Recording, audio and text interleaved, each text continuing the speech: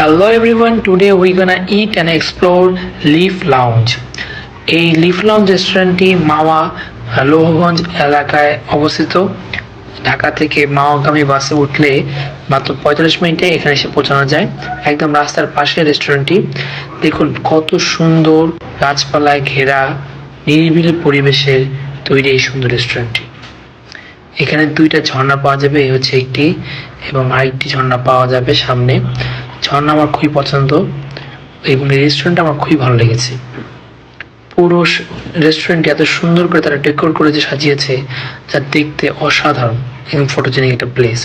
এটা হচ্ছে তাদের বাহিরের রেস্টুরেন্ট এবং তাদের আরেকটা আছে ইনডোর রেস্টুরেন্ট। তাদের মোট দুইটা রেস্টুরেন্ট। মেইন কোর্স খেতে হলে আপনাকে ইনডোর রেস্টুরেন্টে বসতে হবে, আর যদি আপনি জুস কফি স্ন্যাক্স খান তাহলে আপনাকে বাইরের রেস্টুরেন্টে বসতে হবে। তাদের রুফটপ লাউঞ্জ আছে, দেখুন তাদের এই আর্টিফিশিয়াল গাছটি, যেটা নিয়ে দেখতে খুবই অসাধারণ। পুরো রেস্টুরেন্টটি তারা গাছগাছালি দিয়ে পরিপূর্ণ করেছে এবং একটা ন্যাচারাল এনভায়রনমেন্ট ক্রিয়েট করেছে, যার কারণে যারা রেস্টুরেন্টে আসবে অতিথিরা তাদের খুবই সুন্দর একটা পরিবেশ পাবে এবং আমার খুব ভালো লেগেছিল। খুব সুন্দর একটি রেস্টুরেন্ট বলতেই হয়। আমার কাছে তাদের এই ডিটেক্টর গেটটা খুব ভালো লেগেছে, যা নাকি মানুষ আসলে গেট খুলে যায় এবং গেট লেগে যায়। এবং এই হচ্ছে তাদের বাহিরের ঝর্ণার পাশে যে প্লেসটা, এখানে একটা ঝর্ণা আছে, দেখুন এটা খুবই সুন্দর।